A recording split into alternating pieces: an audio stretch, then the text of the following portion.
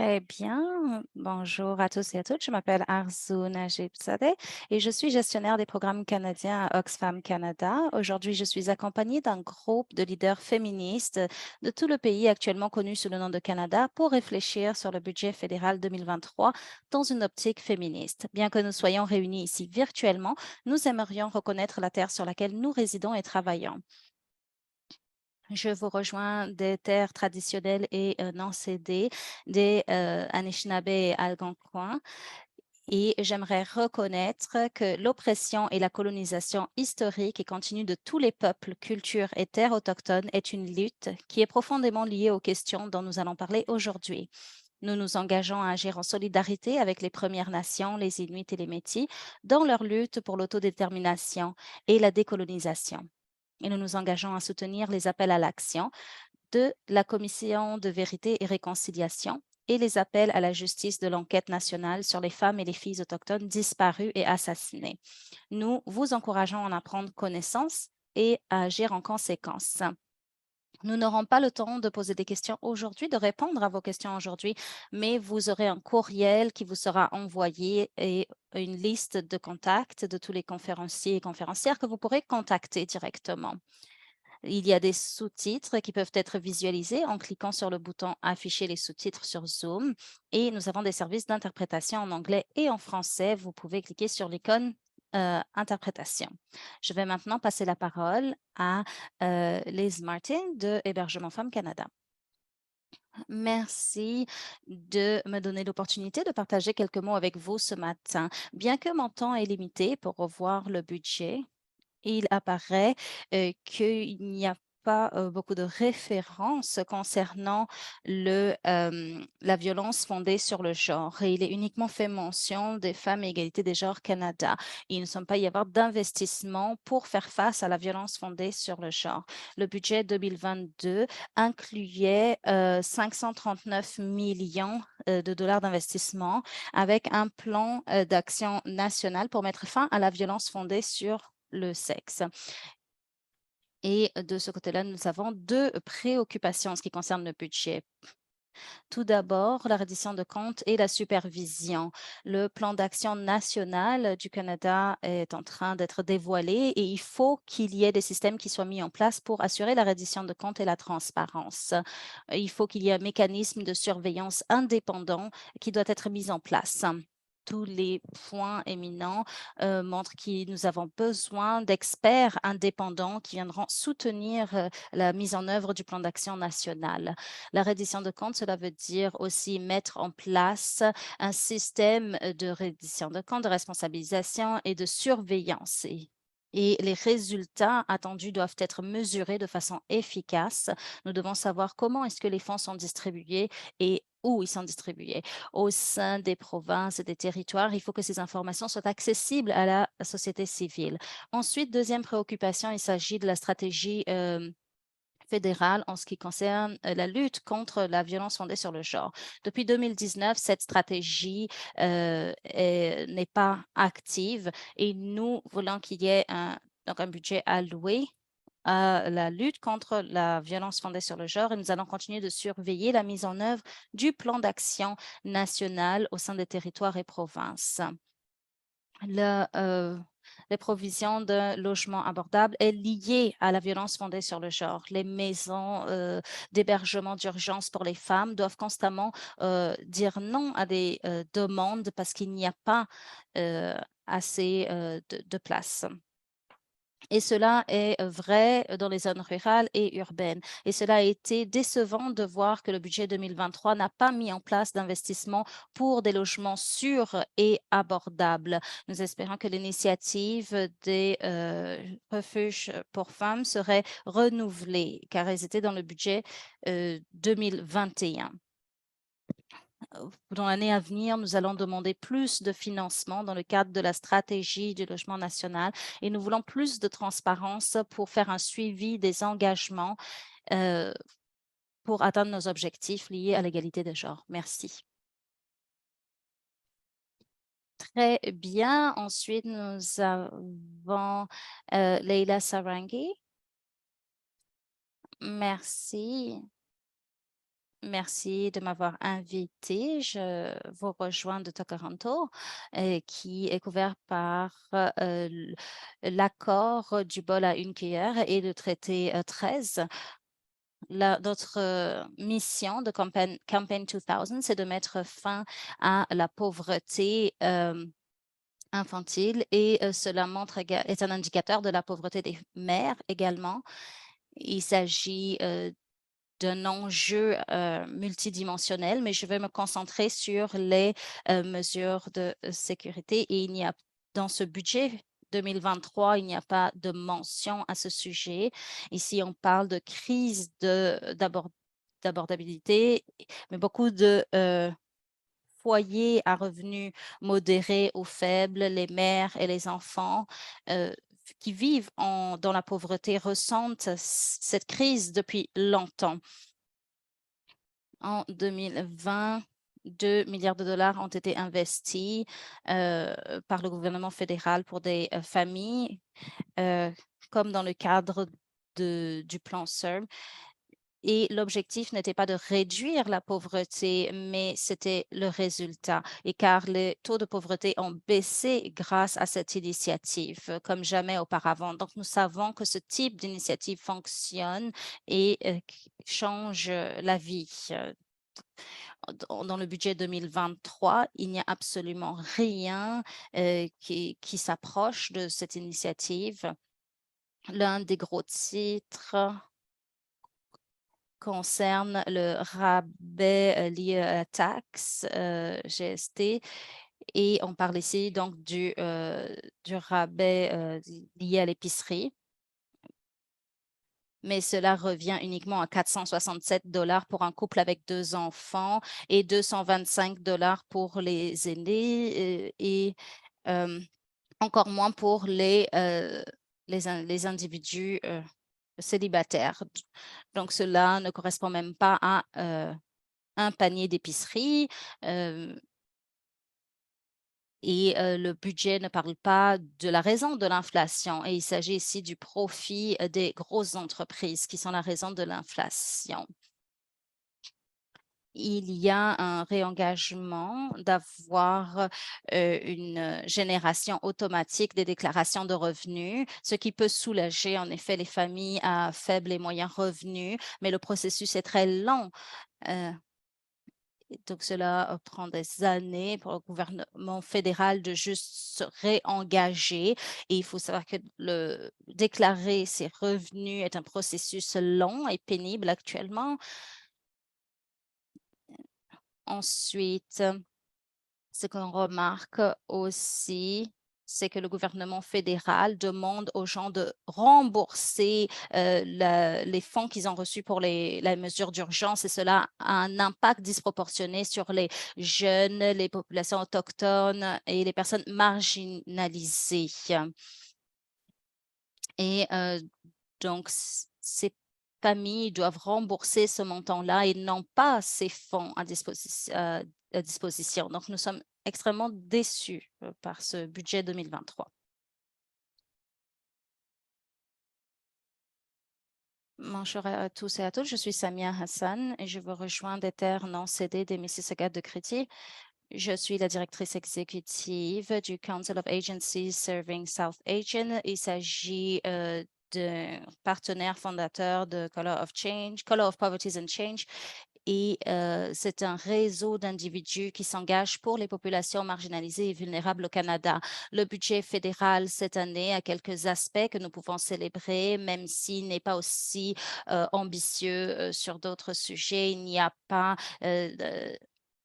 il y a un secrétariat dédié à la lutte contre le racisme pour promouvoir l'équité. C'est quelque chose que nous demandions et donc c'est bienvenu.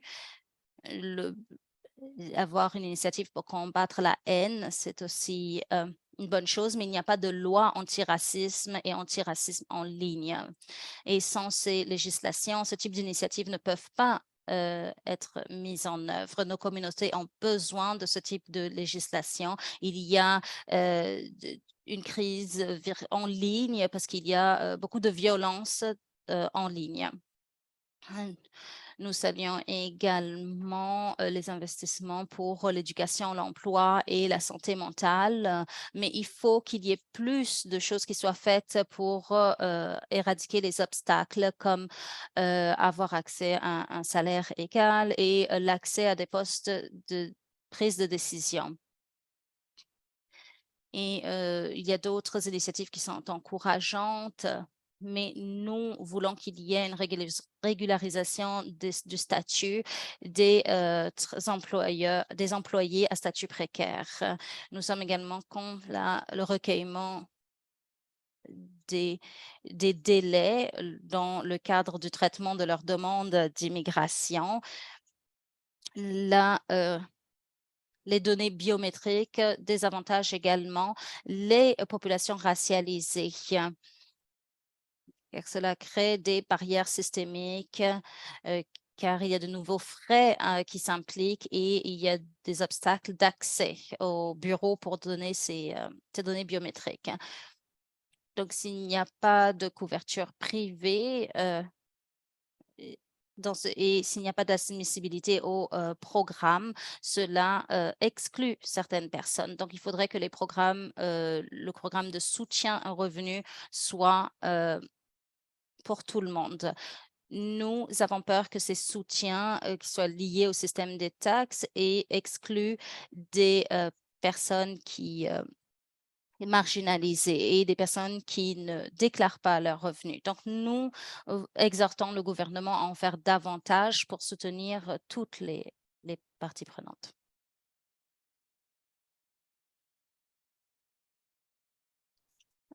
Bonjour, je suis Kelly Bowden, je suis la directrice de la politique et du plaidoyer au sein d'Action Canada pour la santé sexuelle et les droits. Je vous rejoins du territoire des Algonquins et Anishinaabe. Nous faisons le plaidoyer pour le changement et changement de politique et l'introduction d'initiatives qui s'assurent que toutes les personnes à travers le Canada et le monde ont accès à des droits de santé sexuelle et reproductive. Ce budget a en effet comme Samuel a mentionné, quelques éléments à célébrer. Il y a un investissement de 36 millions de dollars dans le fonds pour la santé sexuelle et reproductive. Et l'impact de ce fonds a déjà été profond. Cela a permis de s'assurer que les femmes aient accès à des soins liés à l'avortement, et également pour les communautés en situation de handicap, la communauté de SLGBTQ+. Et ce programme aide à cibler des interventions qui assurent que toutes les personnes puissent avoir accès aux soins de santé sexuelle et reproductive. Donc, nous avons demandé cela depuis longtemps et nous sommes heureux que Santé Canada ait mis en place ce type de fonds et nous allons continuer de promouvoir cela. Une autre réussite, c'est la continuation du programme pour les femmes qui soutient le renforcement de capacités et leur travail au sein des organisations féministes à travers le pays. Et je sais que d'autres conférencières ici présentes vont en parler davantage, mais l'investissement pour faire avancer l'égalité de genre est une réussite et nous devons nous assurer que les gens ont accès aux outils nécessaires. Il y a aussi un mouvement législatif pour que les employés fédéraux puissent avoir accès à certains congés et il y a aussi un investissement de 4 à 5 millions de dollars pour les prêts étudiants. Et c'est pour mitiger le repaiement des prêts étudiants. Et il s'agit de permettre aux étudiants en médecine de repayer d'avoir des rabais sur leurs prêts s'ils travaillent au sein de communautés de petites communautés dans les zones rurales, par exemple. Et c'est un élément important pour s'assurer que tout le monde dans les zones rurales puisse avoir accès à des soins de santé. Donc, ces médecins peuvent ensuite se spécialiser et offrir également des services d'avortement dans des cliniques. Et dans les zones rurales, les personnes n'ont pas accès à ce type de services facilement. Nous continuons d'être un pays où le système de santé national n'est pas aussi élaboré. Euh, donc, d'une perspective de santé sexuelle, nous voulons nous assurer qu'il y a un accès universel à la contraception, au- la- aux médicaments contre le VIH. Et ce type de médicament n'est pas rendu accessible à une grande partie de la population. Au niveau international, nous, inaudible pour l'interprète, désolé. Et ici, il y a une crise internationale en ce qui concerne le coût de la vie et nous avons perçu que le budget 2023 a fait un pas en arrière en ce qui concerne le financement. Nous devons nous assurer que tout le monde puisse faire valoir ses droits en santé sexuelle. On ne peut pas faire des investissements dans la nutrition, dans l'eau, dans les soins et oublier les soins de santé sexuelle parce que tout est interrelié, surtout dans un contexte national.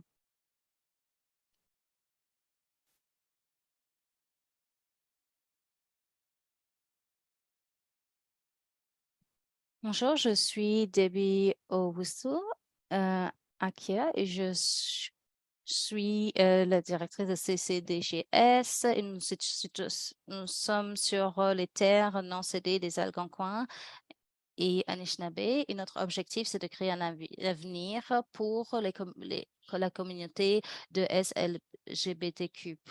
Nous voulons soutenir les communautés de genre divers grâce au plaidoyer. Et il y a eu une augmentation de la haine vis-à-vis de notre communauté au Canada et à l'international. Et le budget 2023 ne pourvoit pas des financements supplémentaires à notre communauté. Et cela envoie un message clair. Nous avons besoin davantage de soutien. Et à travers le Canada, notre communauté doit donc faire face aux défis seuls. En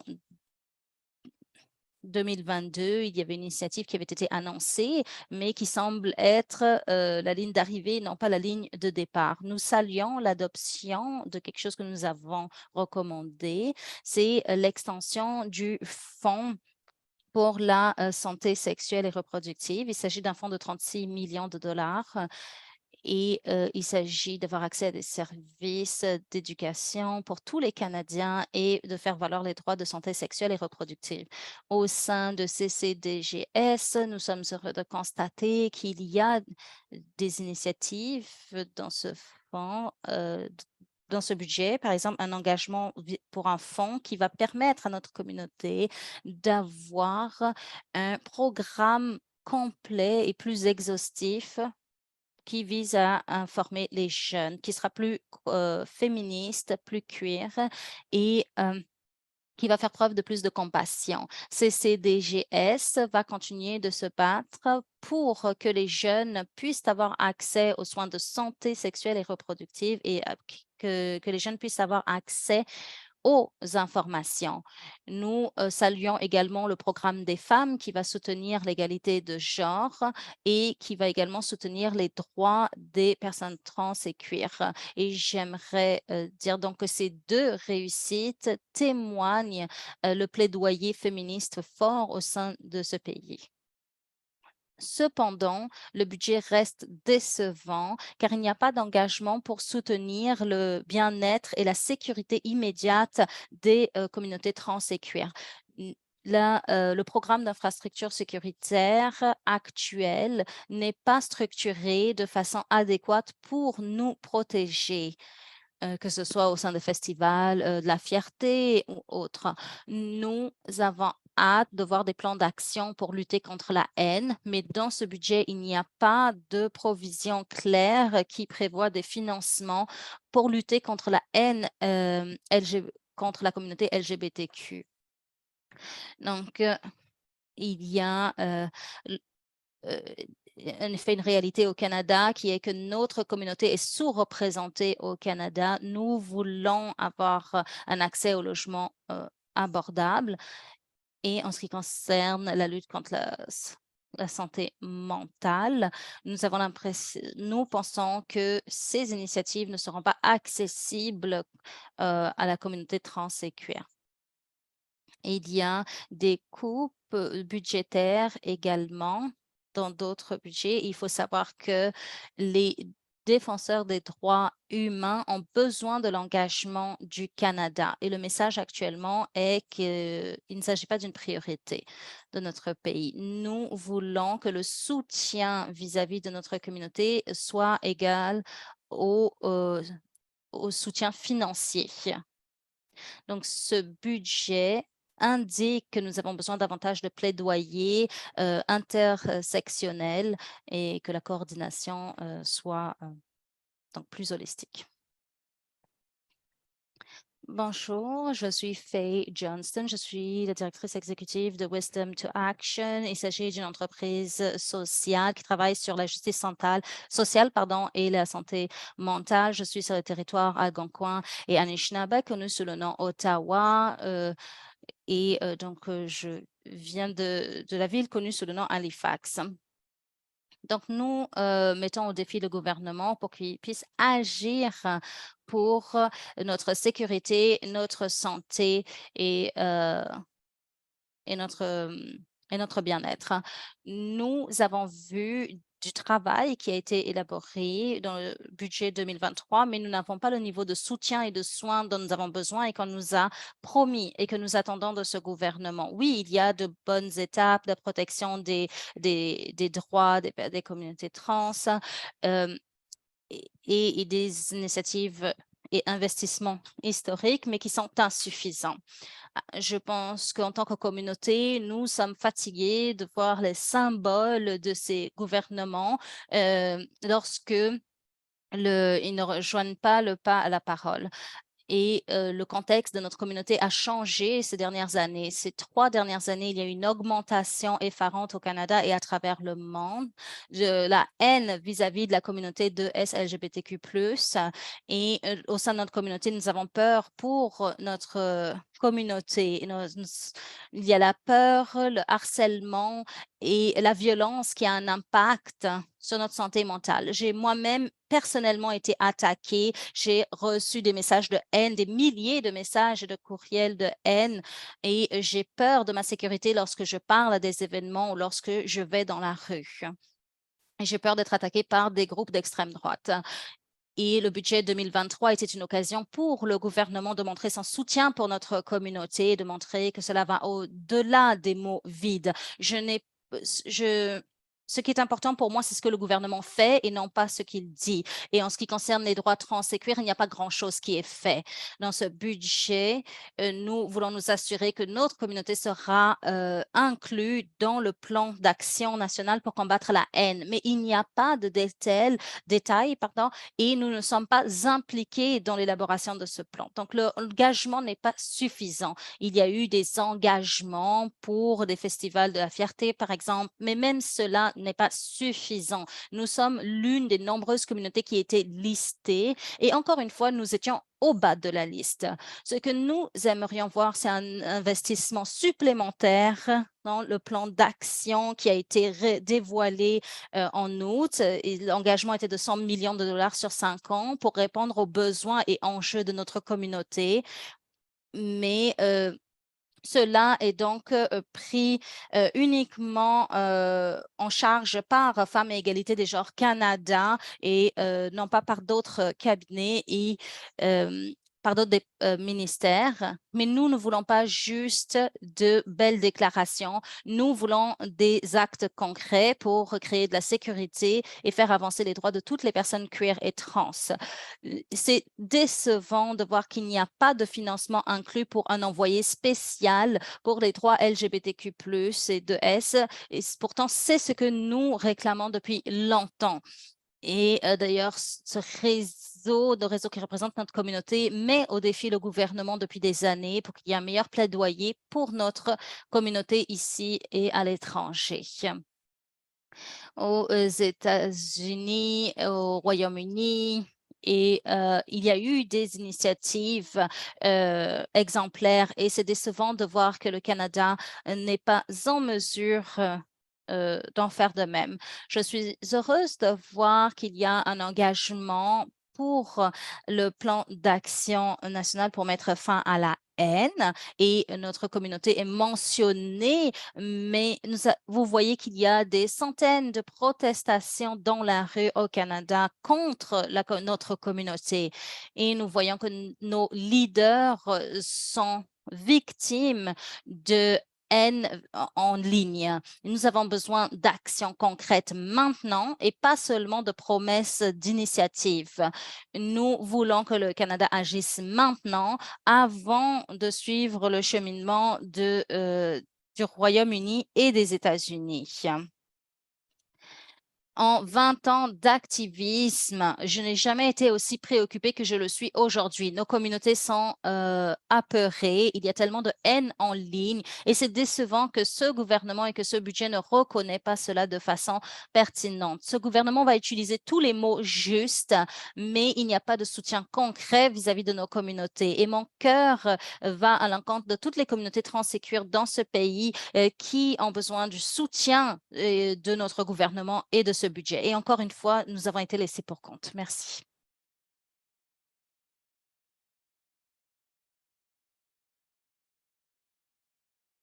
Est-ce que vous m'envoyez? Très bien. Faye, merci pour vos mots très importants. Je suis Emily Coyle, je suis la directrice exécutive de l'Association canadienne de la Société Elizabeth Fry.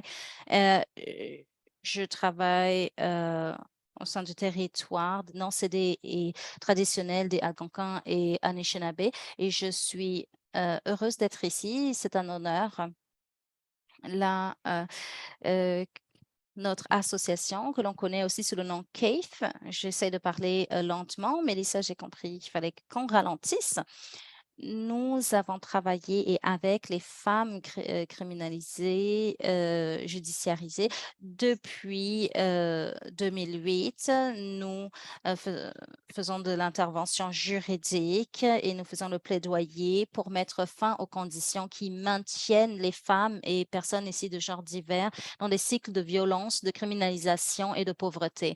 Notre travail vise à apporter les outils nécessaires à ces personnes. Et la façon dont les femmes et les personnes de genre divers sont constamment exclues des initiatives est troublant. Et lorsque nous avons examiné le budget 2023, nous avons non seulement prêté attention au secteur des femmes, oui, il y a en effet certaines réussites, des investissements dans la santé sexuelle et reproductive, c'est en effet formidable et nous allons continuer de travailler sur ces domaines. Mais nous voulons aussi qu'il y ait des investissements dans le secteur qui travaille avec les personnes judiciarisées. Et nous espérions avoir un fonds pour ce travail. Pour ceux et celles qui ne sont pas dans ce travail, sachez qu'en 2021, juin 2021, il y avait un plan de financement pour soutenir la réduction de la récidive et il y a des programmes également basés sur des données probantes qui visaient à réduire la récidive. Et l'objectif était aussi de mettre en place des meilleures pratiques pour réduire la récidive. La récidive, c'est un mot chargé et c'est également vague dans les documents gouvernementaux. Mais dans notre travail, nous savons que le nombre de personnes qui retournent en prison après avoir servi une peine est encore trop élevé. Et nous pensons que nous devrions avoir 0% de récidive. Nous voulons que personne ne retourne en prison. Et les raisons pour lesquelles elles y retournent sont complexes. Mais souvent, il y a un manque d'accès aux déterminants sociaux liés à la santé. Et dans le cas des femmes et des personnes issues de la diversité de genre, il y a des complications liées au genre. Il y a un manque de formation en ce qui concerne la diversité de genre au sein des prisons et il y a également des conditions paternalistes dans le système carcéral et judiciaire actuel. Ce que nous savons, c'est que les personnes qui sont judiciarisées et criminalisées euh, retournent souvent en prison et sont victimes de racisme, misogynie, colonialisme, homophobie, transphobie et plus. Ce que nous devons faire, ça fait 2 ans que nous travaillons là-dessus. Nous avons fait des consultations à ce sujet. On voit que le gouvernement reconnaît l'investissement dans les communautés pour éviter la criminalisation et la recriminalisation. Les piliers ont été identifiés, le logement, des soutiens, des réseaux de soutien, l'emploi et l'éducation. Maintenant, on va parler du budget 2023. Dans ce budget, si vous regardez les investissements dans le travail à propos des personnes criminalisées, vous verrez également des investissements pour la commission pour les erreurs judiciaires qui aide les gens qui ont subi des erreurs judiciaires. Nous avons hâte de voir comment ce mandat sera traité. Et on parle également de la violence basée sur le genre pour s'assurer que ces systèmes ne perpétuent pas de la discrimination pour les groupes marginalisés. Nous serons très contents d'explorer ce sujet plus en détail. Dans ce budget, il n'y a pas eu euh, d'initiatives pour réduire le récidivisme. C'est assez décevant parce que nous avons beaucoup investi de temps et d'énergie. Le développement dans ce cadre de travail, nous sommes prêts maintenant à le déployer. Ce sera difficile pour ce gouvernement de répondre à ses obligations par rapport à la loi sur le récidivisme. Nous allons continuer à travailler sur la prévention, sur la criminalisation et la recriminalisation. Nous vous remercions.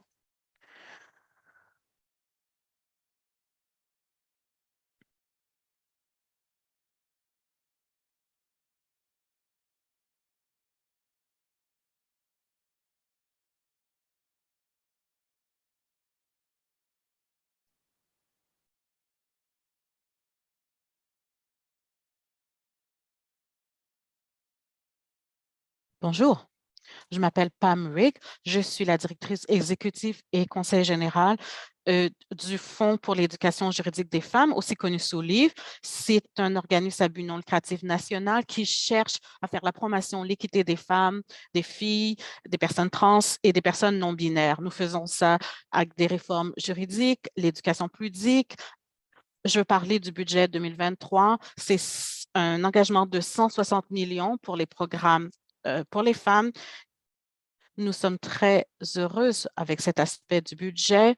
Ça maintient les programmes pour les femmes. Ça veut dire qu'il y aura 100 millions de dollars par année. Ce sont des investissements essentiels pour les organisations féministes. On va parler de recherche, de plaidoyer, entre autres, afin de bénéficier les femmes, les filles, les personnes non binaires et les personnes trans dans ce pays.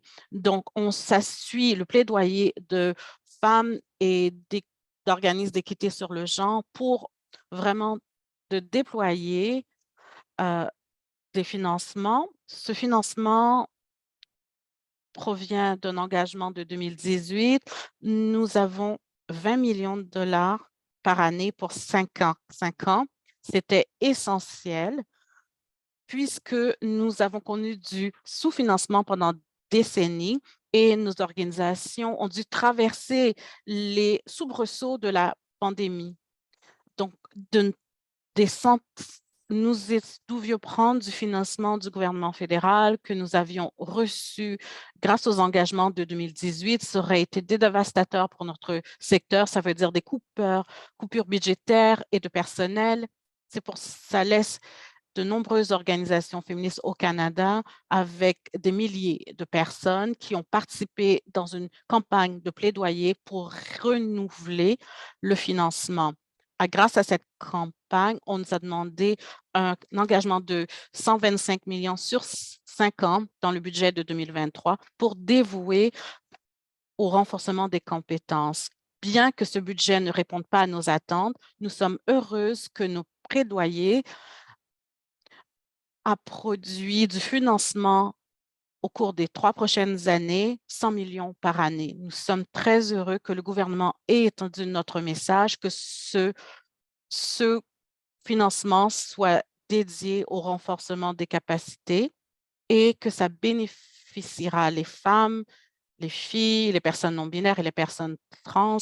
Et nous avons de travailler avec LIVE pour s'assurer que ce financement soit dédié au renforcement des compétences. Merci.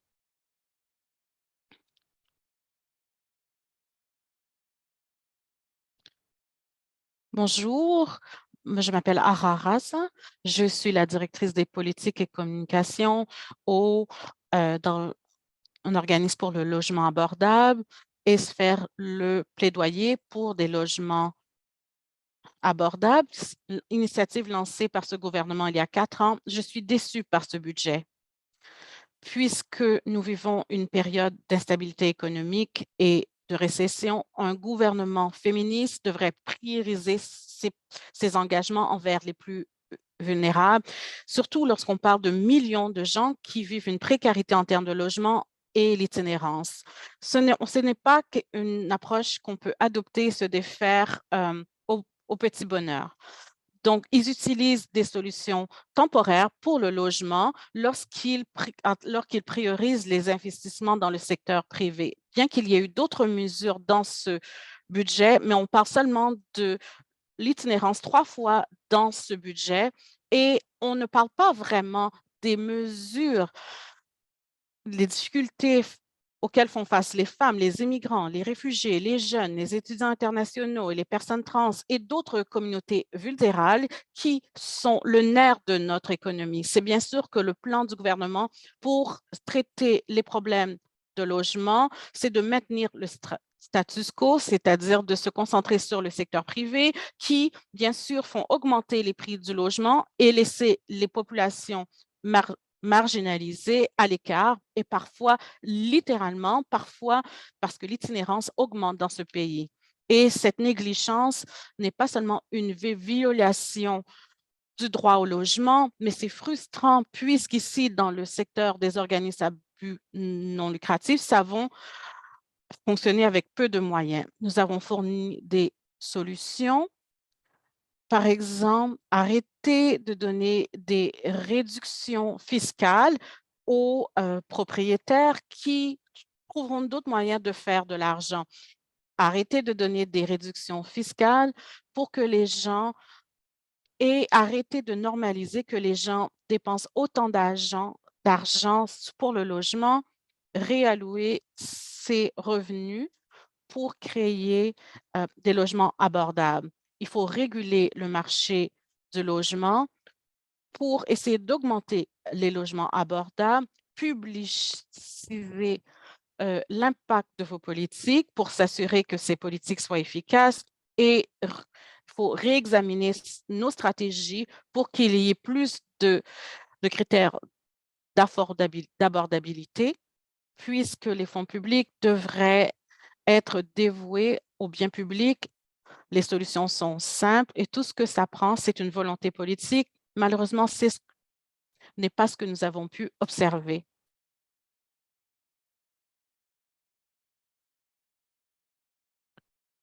Je m'appelle Aranda Rella.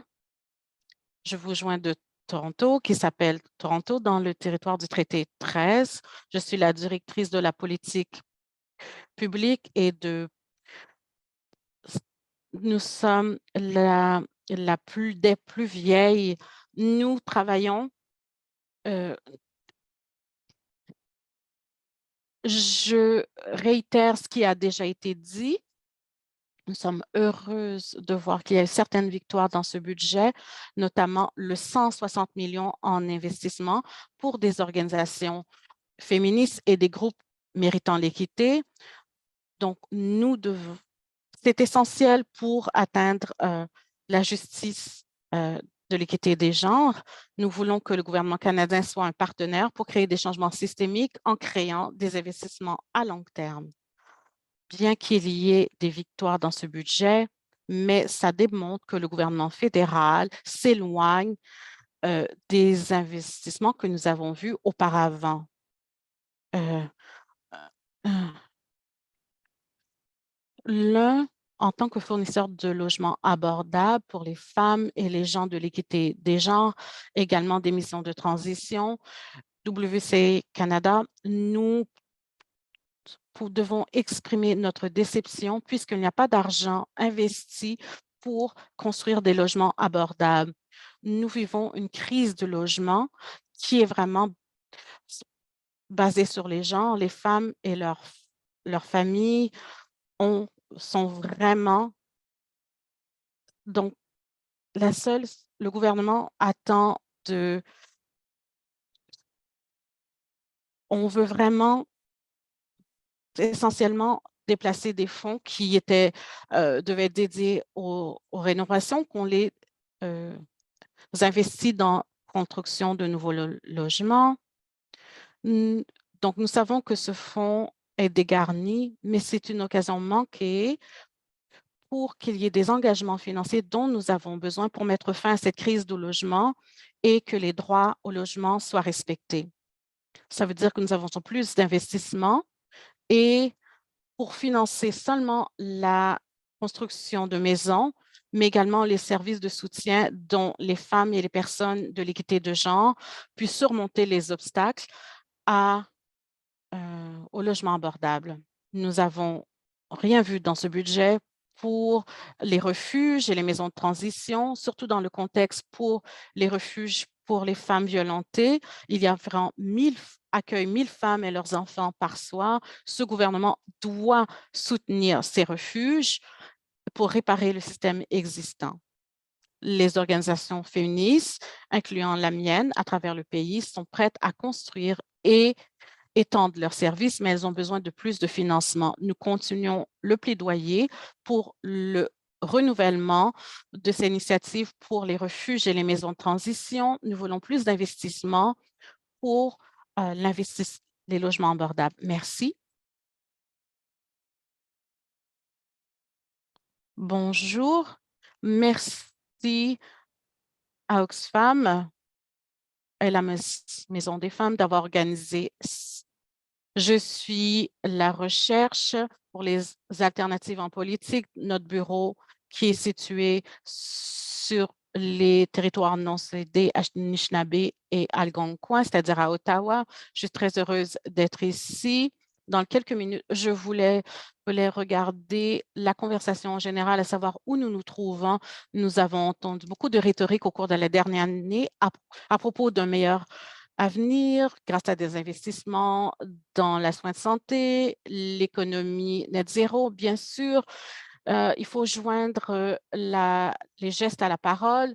Puis j'espère que je suis d'accord avec de nombreux panélistes que le gouvernement s'éloigne et ouvre des demi-mesures, une stratégie, une subvention ou bien se dégage de ses responsabilités pour vraiment la tension est toujours évidente entre l'économie néolibérale et leurs ambitions de justice sociale.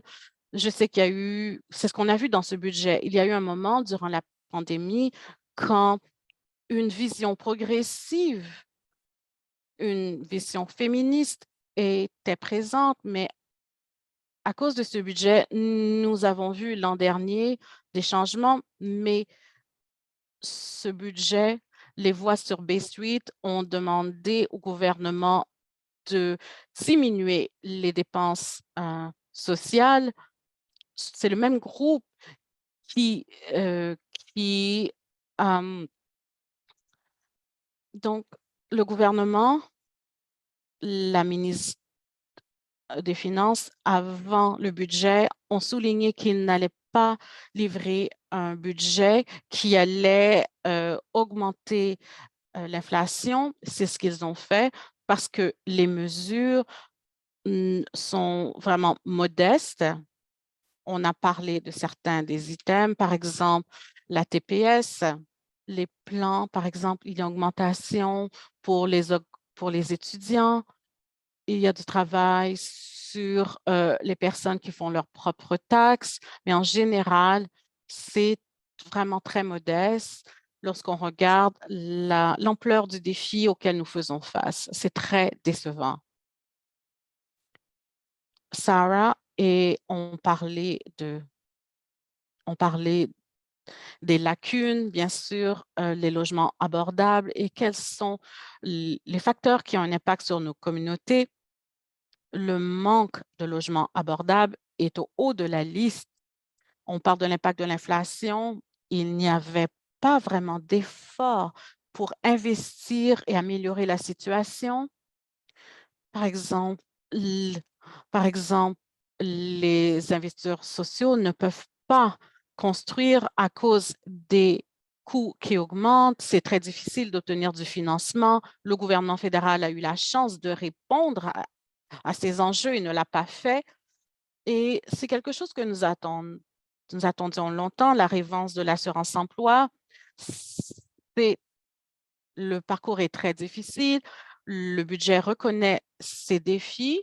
On parle d'une récession d'ici la fin de l'année, mais il y a des millions de familles qui subiront ces impacts. Beaucoup sont déjà en difficulté. Le gouvernement n'a pas posé de gestes pour la réforme de l'assurance d'emploi. L'assurance emploi, eh bien, n'a pas su répondre aux besoins des citoyens durant la pandémie. Où sont les réformes dont nous avons besoin pour que nous soyons prêts à la récession? Et personne ne l'a mentionné, il n'y avait rien pour la stratégie pour les prestataires de soins. On peut parler de ce qui se passe. Bien sûr, l'argent, bien sûr, c'est dans les soins de santé. Une portion de cet argent qui aura pour les travailleurs de soutien pour une période de 10 ans, mais tous les acteurs, on a parlé euh, de stratégies pour les gens qui fournissent des soins. Il y a eu de nouvelles mesures fiscales pour les riches qui vont récolter 1,5 million de dollars par année, mais, mais ça veut dire qu'il y a de l'argent qui est encore laissé derrière. Cet argent qui pourrait réussir à financer euh, des solutions à ces problèmes. Nous savons que nous sommes en difficulté lorsque les propositions pour taxer les plus riches sont beaucoup plus audacieuses au sud de la frontière. Lorsqu'on parle certainement de subventions euh, pour les industries, sont beaucoup plus audacieuses que les nôtres. Je pense qu'on sait qu'on est en difficulté lorsqu'on a un gouvernement qui semble s'inquiéter plus des intérêts des banques et des intérêts des entreprises privées. Beaucoup, c'est tout simplement de se déresponsabiliser et en donner la responsabilité aux entreprises privées. C'est vraiment un enjeu difficile. Je m'inquiète de la signification de cela, surtout pour avoir un système de garderie universel et on veut s'assurer que les femmes autochtones et les groupes de LGBTQU+, et savoir comment essayer d'éliminer la pauvreté. Il y a des consultations sur, ce sont des préoccupations. Lorsqu'on parlera des avantages, je ne pense pas que c'est clair que ça n'est pas. Nous devons faire mieux. J'arrête ici.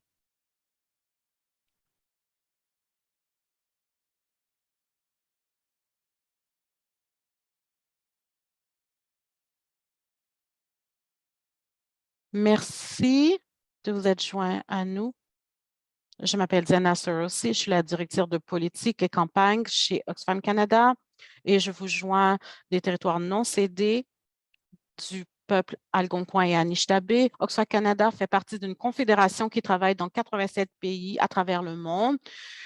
Je- notre- Nous supportons l'équité des genres ici au Canada, à travers le monde, pour faire un plaidoyer pour s'assurer que ces droits soient respectés. Vous avez entendu de mes collègues, on a parlé du budget, de ses lacunes. Ce que je veux souligner, c'est que ça ne devait pas nécessairement être de cette façon. Le gouvernement aurait pu entreprendre des mesures fiscales en termes de justice. On a vu les personnes les plus riches et les corporations qui ont fait d'énormes profits durant la pandémie. L'inégalité était vraiment à son point fort avant la COVID-19, mais ça a commandé à augmenter durant les 3 dernières années. Vous donner une idée, à travers le monde, le 1% s'est accaparé les 2 tiers des nouvelles richesses créées depuis 2020. Les billionnaires canadiens ont vu leur richesse augmenter de 51% depuis que la pandémie a débuté. Et c'est surtout les entreprises alimentaires et d'énergie qui ont doublé leurs profits en 2022. Et il n'y a pas de mesure dans ce budget pour des augmentations fiscales pour ces secteurs malgré les recommandations. Nous voyons que ces crédits d'impôt et des subventions pour les secteurs de l'énergie et, par exemple, plutôt de donner des rabais pour l'épicerie pour les gens qui ont des difficultés journalières. Le budget s'est éloigné on en parle par exemple des exemptions de 22 millions.